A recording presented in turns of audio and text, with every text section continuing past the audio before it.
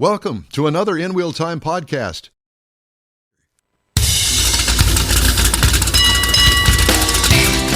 From the Sugar Shack Studios in Houston, Texas, USA, it's the In Wheel Time Car Talk Show. Woo-hoo. Just ahead, RoShelle Salinas, Houston Automotive Show, or Houston Auto Show with boats. Right. Well, that kind of couples it up. Throw in a helicopter there, too. Jeff has the cruise-in calendar and the events calendar. We'll have the stories making automotive news headlines this week. Howdy, along with Mike Out of This World Mars. We always need more Jeff Zekin. I'm Don Armstrong. Glad you could join us on this Saturday for our live edition of the In Wheel Time Car Talk Show. Glad you could join us. And somebody that we're always glad to join us, that would be RoShelle Salinas. Hey! Good morning.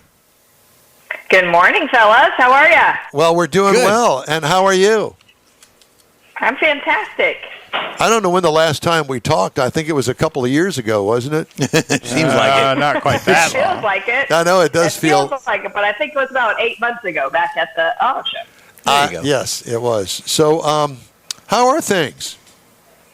Things are good. It was a very busy summer, and we've got a lot of progress happening, I say, in the auto show world across the country. Lots of new things coming about, and kind of a revival of auto shows, if I could. And so we're really starting to kick off Houston planning right now this month. So it's a good time to be in my business. So what is the latest skinny on the car shows? I know that Detroit was put on hold last year or this year. I don't even know what's going on with Detroit. Yeah, they're moving back to January. So they will have a January show. Yes, they're moving back to January, and everyone else pretty much is as they are, and moving slightly based on the calendar year and convention center availabilities. But everyone's pretty much coming back on board, and the manufacturers are working to come back as well in many ways. We had a big meeting this summer with about 45 different auto shows, and we're making a group of us are coming together to make some changes that have been requested for many years by the OEMs so that they can come back and participate. Anything that you can share on that? Well, a lot of it is on the event logistical side. So it's very much streamlining some of our planning, long-term looking at spreading the calendar out and making it regionalized so that the OEMs don't have to transport, from Houston to Chicago, back to Dallas, back to over here and up there and all around, so that we can really kind of coordinate our calendars better. It will take a few years to do that because of convention center and the dates that we're stuck to in contracts and everything. But that's one thing. Also, on the back end, streamlining how we're doing data collection and monitoring of information that's given out to the OEMs after the show. So making sure that it's consistent and legible across all of our shows, so that we're really looking at apples to apples in that sense. So it's a lot of, back end marketing aspects. But when they have that, then they can justify better to participate in the auto shows, because definitely the auto show managers at the OEMs know that the auto shows are a lucrative place to be marketing, but they have to justify it clearly, transparently, and correctly, and we want to help them do that better. So that's kind of our plan with a big group of shows, and we'll continue to move forward on it, and hopefully we can continue to gain more OEMs back at the auto shows as well as dealer groups. And have you presented the mutual findings from this group and what you guys are going to do behind the scenes to the manufacturers, so we can get things back that, like the big RAM display and the interactive and with Jeep and that sort of stuff? Ride and drives. Yeah, all of that is currently in motion. So we actually just had a meeting presenting to the OEMs, including Salinas and Ford and Hyundai and Mazda and many others who are on the VW, Nissan, were all on the call with us earlier this week. And we presented a 10-show study that we had done last year. Unfortunately, Houston wasn't included in that, but many other of our partners were. And showing them, how important the auto show is and how their demographics are really at these events. And I think that's kind of the first step to get this ball rolling and showing them like we're all in to help them come back and make it a great event. Go ahead, I'm sorry. That Stellantis is definitely considering returning. I don't know about kind of the big ride and drives yet, but there's definitely an uptick in EV ride and drive requests. So we're already getting a lot of those in. So I think it's going to come together to be a good year. When is the Houston Automotive Show this year? So this year we're January 29th through February 2nd. All right. This is the latest in my schedule of 15 years doing this show that we've ever had going into February. So I think that'll help us as well. Yeah. Now, are you going to have to compete with, monster truck shows and rodeo and stuff like that? I don't think so. I think we're falling just accurately, and we won't compete with the Texans this year either, even if they do well and make it to the playoffs. So I think we're in a good place this year for the calendar. Because I know we're bringing back. Go ahead. Go ahead. I'm just going to say, because I know that the dates have been an issue from time to time where you're competing with another event or the Texans are playing and we didn't schedule that. Whatever, you can't schedule a playoff game, but but it can interfere, and I know that that hasn't been well taken by the folks at the Houston Auto Show. Yeah, I mean, that just makes more for a parking inconvenience when the Monster Jam is there, but sometimes we can pull traffic from each other to attend both events, so that's not as huge of a problem. The NFL playoffs would be, but we're definitely protected this year. We're in the bye week of the playoffs this year, so it should be really good, and we're also working with our presenting sponsor, Evolve Houston, to possibly bring in some of their new EV shuttles that they have around town to truck people in from the parking lot and save you some of that walk time if we do have full parking lots this year. I was just going to say that would be nice, yeah. Because matter of fact, went to a car show last week out there at NRG, and I had to park in lot 15, which is about a mile away. Oh, wow. And I had to hoof it all the way back over to NRG. So you can imagine that was quite a walk. That is a long walk. Yeah. And then walking in NRG alone is a long walk. Yeah, it is. RoShelle, how many auto shows are there across the country during a year? In your capacity? I think there's about 48 total. Holy cow! Yeah, but not the size of Houston. Oh, not at all. No, not at all. There's smaller shows in each state, but. Yeah, in total, that's kind of what our group makes up. I mean, I would consider, the state fair, granted the state fair is coming up, and they always have a presence, new car presence there at the state fair, but it's not like the Houston Auto Show. No, and I think that's a kind of an ancillary event within the state fair. It's not such a focus on, like we do, highlighting specifically for these 5 days. Because Dallas does have its own, has its own show. Yes, Dallas and San Antonio and Austin have their own shows as well. Yeah, that would be the smaller cities. They're smaller than ours in attendance, but it's definitely good shows to attend to. Yeah. So how do we rank near the top of attendance with these, or the best show? I mean, are we up in the top 5 of all the shows across the country? Yeah, we're up there. So L.A., New York, and Chicago are probably the top 3. And then we've got Philadelphia, us, Washington, D.C., and Detroit, kind of filling that top 10. Gotcha. So we're in the top 10. Oh, definitely. Not in the U.S., but Toronto is another massive show as well. And they get a lot of good traction up there, too. So when you guys meet with your fellow auto show production groups, what do you discuss? What is always the biggest topic of discussion?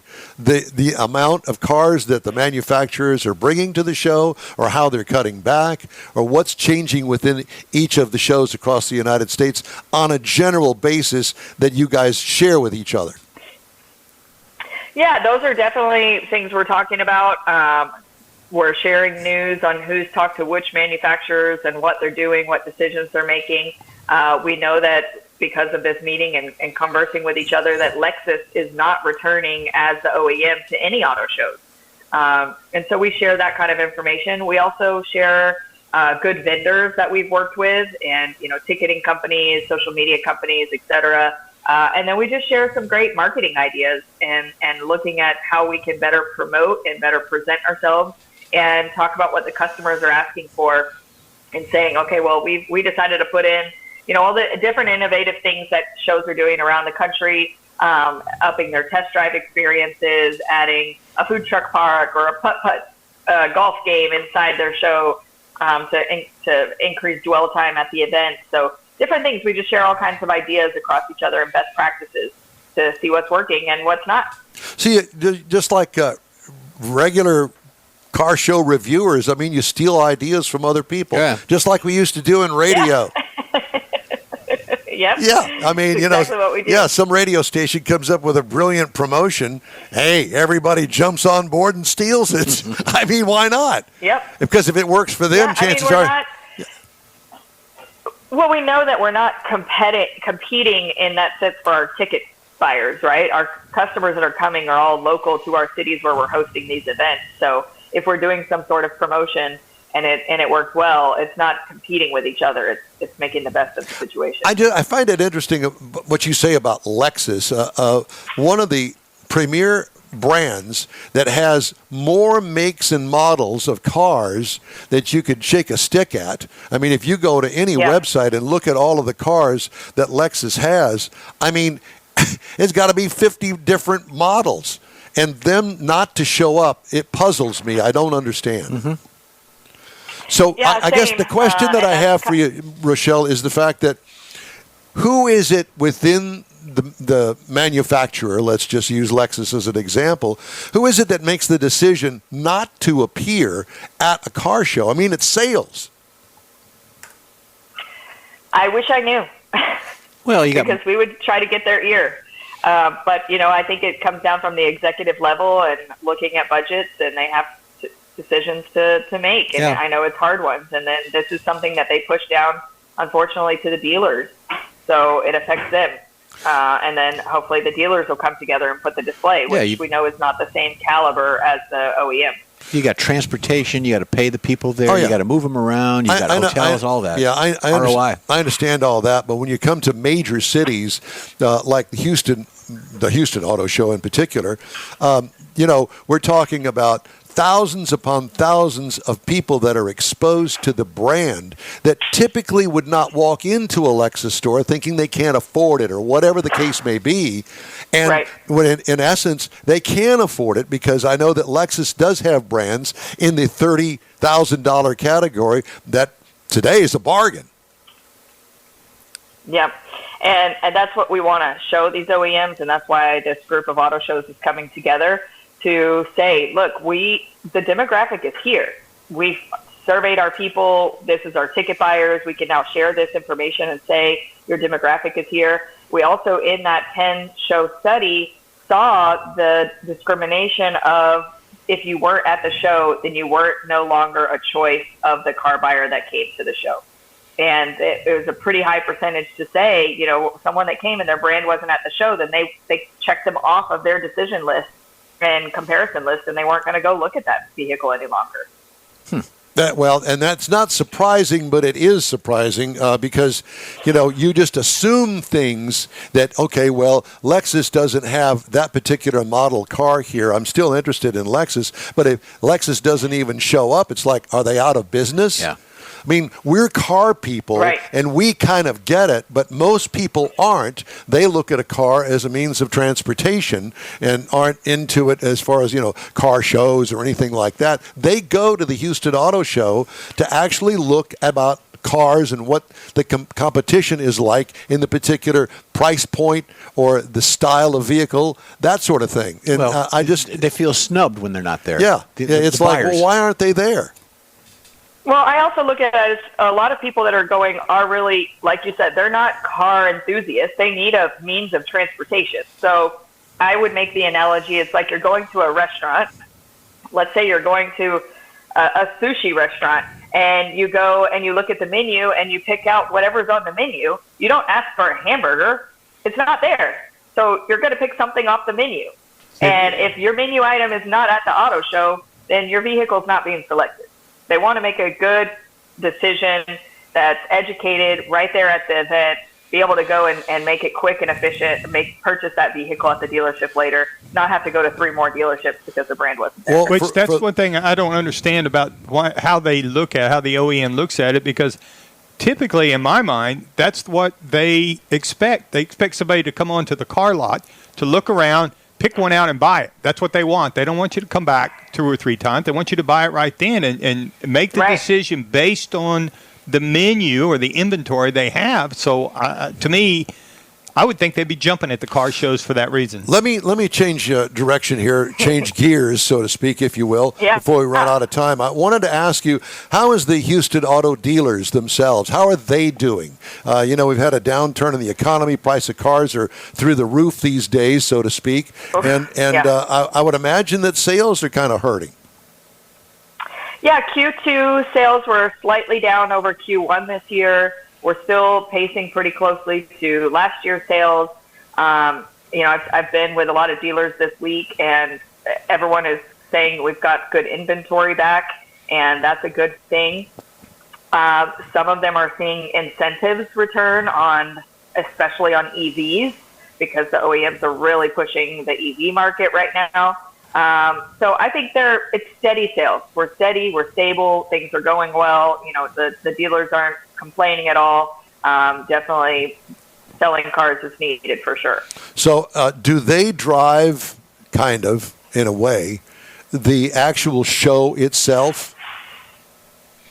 As far as inventory is concerned in the show? Sometimes, depending on the brand. Yes, sometimes. Yeah. Okay. I would imagine that there are some brands that say, no, we're bringing what we're bringing. It's our show, too. Yeah. They definitely look at what's selling here, what's popular, what's available here.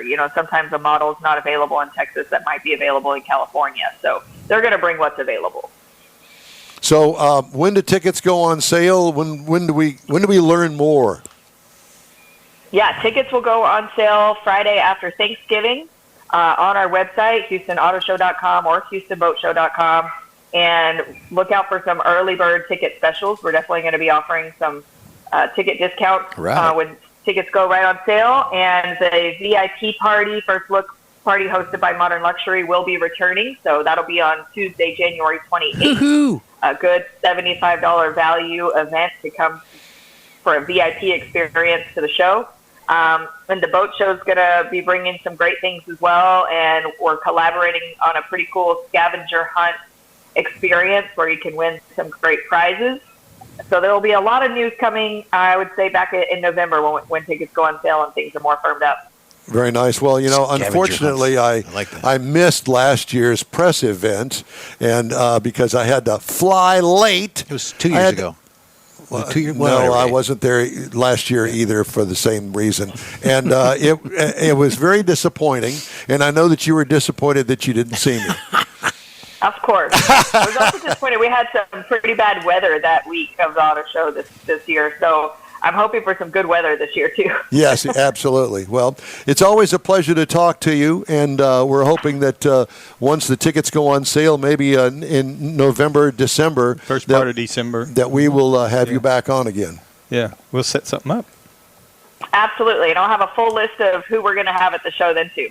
Okay, movie stars and in-wheel time and big bands and in-wheel time. We love you, RoShelle Salinas. Absolutely. Thank you very much. Thank you. Take care of yourself. It's great talking to you. You do. Bye-bye. Hey, the In-Wheel Time Car Talk Show is available 24/7 through the iHeartRadio app. Just look for In-Wheel Time Car Talk. Grab a podcast anytime from your favorite podcast provider. We also video stream our live 2-hour weekly show on Facebook, YouTube, and InWheelTime.com. The In-Wheel Time Car Talk Show continues after this break.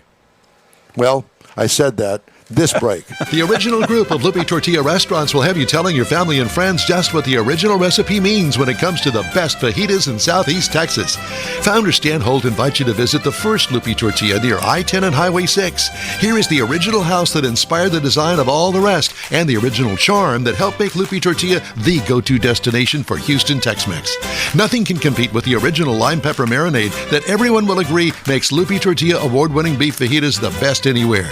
Lupe Tortilla Katy is another location that gives you the same quality and service Houstonians have come to expect at Lupe's. It's located on 99 the Grand Parkway at Kingsland Boulevard in Katy. Find yourself in Aggieland? Head to the Lupe Tortilla in College Station. Located just around the corner from Kyle Field, it's a great place to enjoy those famous frozen margaritas before or after the game. Going to Louisiana, the Lupe Tortilla in Beaumont is on I-10, so you can't miss it. The original group of Lupe Tortilla restaurants has the best Tex-Mex anywhere, and you're invited anytime. Your car is a direct reflection of you, so don't be satisfied with color fade or a dingy, dull appearance. Get rid of those terrible automated car wash scratches. Gulf Coast Auto Shield is your Save the Paint company. John Gray and his team of detailing experts can help your cars finish without a full repaint. Searching for the real experts in window tint or windshield protection? Gulf Coast Auto Shield. Dash cams, radar detectors, Gulf Coast Auto Shield. Got a new car? Get that thing protected as soon as you take delivery. If you don't know which of the multitude of protection products to go with, John Gray will give you an honest opinion and won't sell you something you don't need or can't afford.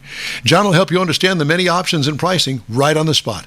He's your guy to have your ride looking its best and protected too. See the state-of-the-art shop yourself. Free tours anytime. Gulf Coast Auto Shield is easy to get to, located just south of the Southwest Freeway on the Sam Houston Parkway. Gulf Coast Auto Shield, full-service luxury car care today, and online at gcautoshield.com. Buy some today. There you go.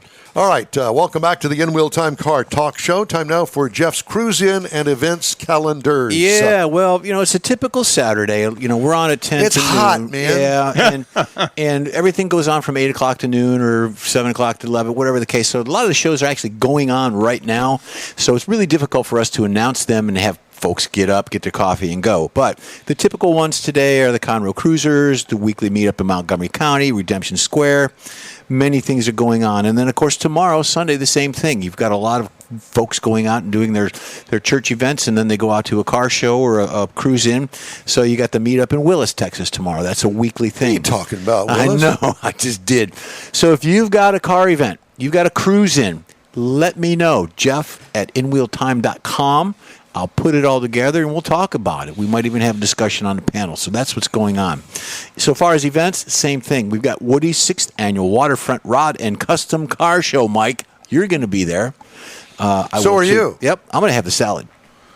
So it's free to the public. Sponsors include Corvette World, Lawson's Auto Works, Mo Muscle Cars, Mo Gateway Classic Cars, Frank's Car Barn, and of course, In Wheel Time will be there. We'll be signing autographs and all that good stuff. So it's the 6th annual. They've got different classes, and the regular classes from 1920 to 2004, awards for Best Show, Best Interior, Best 2004, Engine. I could bring the Corvette. Yeah, you can. I thought about that when I was putting this down. Best Engine, Best Paint, Best Truck, Best Rat Rod, Best Import, 40 awards in total. And, of course, at the event, it's cash only. So I think there's no credit cards or, things of that nature. So, but you can buy Bloody Marys with a credit card. You can buy Bloody Marys with the credit card. Yes, you can, and I'll take two. Is there going to be a limit on the amount of Bloody Marys we have? I think after last year he's going to put a limit on it, but he didn't say. Y'all had Bloody Marys? I was drinking iced tea. You're a liar. You're a liar. That's it. Period. So send it to me if you've got an event or a cruise. Jeff at inwheeltime.com, and I'll pick it up and we'll discuss it. All right, we shall. There you go. Some of the stories making news headlines in the first half of 2024. U.S. Nissan dealership profitability plunged to the lowest level in nearly 15 years as the Japanese brand hemorrhages market share. Ooh. About 38% of Nissans, 1,071 dealerships across the country are losing money, according to a retailer with knowledge of the matter. It told Automotive News, from which we get this story. Dealers are struggling more than they have in a long time, he said, echoing several others that they interviewed. We need volume, and we need volume fast. According to Nissan, financial data obtained by Automotive News, the dealership network's return on sales, a key measure of profitability, slumped to 1% What? in the first half of the year from 3.2% a year earlier. Give you an idea. Return on sales. 2021, 4.6%. 2022, 5.6%. 2023, 3.2%. So far, 2024, 1%. The average net profit for a dealership in the first half cratered 70% to $262,000. The red ink has led to attrition, with Nissan losing 8 franchised stores so far this year. The pace and extent that store profitability has fallen is alarming, another dealer said. 5 dealers interviewed for the story asked not to be identified for fear of retaliation. Ooh. So Are they saying then that they don't have the inventory? they got the inventory, they just ain't selling them. You know, It's not the right inventory. I will Must say not this. be. No. I will say this. That have you seen any Nissan advertising lately? Oh, yeah. Okay. All the time. And what do you remember about it? Well, there are Nissan Rogues. There's a guy driving down the road in a test drive. He buys the car as they're driving down the road. Okay, I can't live tell you without any it. of those. The only thing that I can remember is the Nissan logo at the end of the The commercial. red square Nissan logo. Right. No, there's always some kind of story going on. You've got Yeah, one but- where the no, no. bride leaves the church and I'm she's with running you. down the road. And if I really think about it, oh yeah, okay. But to the point of Nissan advertising, what comes to your mind? That red logo. None of their cars, none of their trucks. None of the spots. None None of of the the spots. commercials. That's the first thing that I would look at if I were them. And the second thing is that I would do something different to draw attention to Nissan and the local Nissan dealer. But that's not happening. No. It's not happening. It's not driving people that are buying the market for a car to the Nissan dealership. Well, there's a big Nissan dealership on the freeway out here, and not far from here. Big Taj Mahal. They just went through a big remodel of it. They put new signage up, big Is that the one that's big got stuff. the indoor showroom for the used cars and all that stuff next to it? I haven't been in it, but Oh. it's there on the corner of 59 and I Well, think West Let Airport. me just say this about that. Sometimes it is the dealer, but many times it is the manufacturer that makes the dealer change the outward Yeah. appearance of the store GM did that all the time with Buick and GMC. to attract Yep. And people. they wanted a certain kind of, they were trying to reach a certain clientele. Well, they're upgrading or their buyer. image so they can do better marketing. is what Right, it is. but for the Nissan, I got one within 6 blocks of my house, and I couldn't tell you he's there unless I drive by there. I could not tell you he's there or he's open. There's nothing. Wow. And then there's one over in Beaumont, and it's the same thing. It just you don't see anything about them. Wow. There's a problem there. Well, and then you start thinking about the products that excite you. You think about Dodge, you start thinking Challengers, Hellcats, Chargers. They're not there either. Well, I know, but I mean, it all comes to mind. But Nissan, what? Well, What happened? with Dodge, Exactly. I think of those commercials where they had the Dodge brothers and they were competing. Exactly. Those old school ones. But things that That's you what can attracts Got me. a Hemi in it. Got a Hemi in that. Got a Hemi in there? Yeah, I mean, but there's things, Ford's done some, Chevrolet's done some, but Nissan they seem to have gone quiet. United Auto Workers said on August 13th it's filed charges with the National Labor Relations Board against Donald Trump and Tesla over attempts to threaten and intimidate workers. The action came after Musk and Trump held a 2-hour conversation on social media platform X the evening of August 13th, during which the two discussed workers walking off the job and going on strike. Okay. Well, you got to have something to, Hang your hat on? yeah, Okay. I'll remember that. got to have something Not. to whine about. GM is recalling 24,200 all-wheel drive midsize electric crossovers in North America because of a software fault that causes the anti-lock braking system to falsely activate. Oops. The recall affects 23 and 24 model Cadillac Lyric models, the first electric vehicle produced by Cadillac. ABS may activate at speeds below 25 miles an hour on dry surfaces, reducing brake effectiveness and increasing the risk of a crash. Duh. So they'll call you. But be aware if you're driving a Lyric. Speaking of EVs, did you see the comment that Richard Buzz Smith, the EV Yeah, Angelus. Yeah, made on your review of the Blazer. What's EV? that? Oh, No, you didn't I see didn't it. see it. He said he was so shocked he had to get up off the floor. He was so shocked. Oh, because you gave it on a positive side. Positive side. Yeah, no, that's a nice. Well, he was honest. He said he prefaced that. Well, I know, but Buzz just said he was shocked that you were so positive about it. Buzz seems to be on the floor a lot. He does, doesn't he? It's truly amazing. We can't understand why. Hey, we'd love to hear from you. Shoot us an email. The address is info@inwheeltime.com. Back with more of the In Wheel Time Car Talk Show after this. Well, Again. I said that. Oh, I did something over here That's that I okay. wasn't supposed to We're do. not watching. Okay. ProAm Auto Accessories has been serving Houston's auto enthusiasts since 1984, providing world-class products for sports cars, European sedans, and American muscle. ProAm is known as the place to go to find exclusive and hard-to-find parts and accessories. ProAm is one of the very first distributors in the USA for brands such as Recaro, Redline, Momo, Corbo, and Simpson.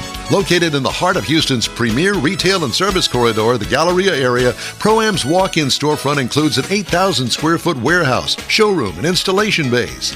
ProAm not only sells parts and accessories, but also offers installation and service. ProAm is now reaching a worldwide audience through ProAm.com, taking its local reputation to the rest of the world. At ProAm Auto, you'll be dealing with a small group of professionals who truly want to help you with your automotive needs.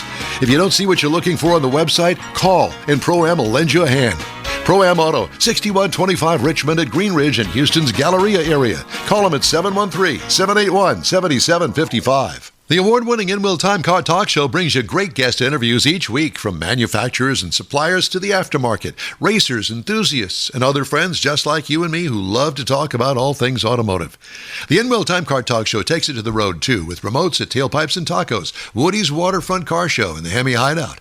In Wheel Time's live video and audio stream can be found on the iHeartRadio app, YouTube, Facebook, and InWheelTime.com every Saturday, 10 a.m. to noon Central Time, or grab a podcast anytime from your favorite podcast provider. That's it for this podcast episode of the In Wheel Time Car Show. I'm Don Armstrong, inviting you to join us for our live show every Saturday morning on Facebook, YouTube, Twitch, and our InWheelTime.com website. Podcasts are available on Apple Podcasts, Spotify, Stitcher, iHeart Podcast, Podcast Addict, TuneIn, Pandora, and Amazon Music. Keep listening, and we'll see you soon.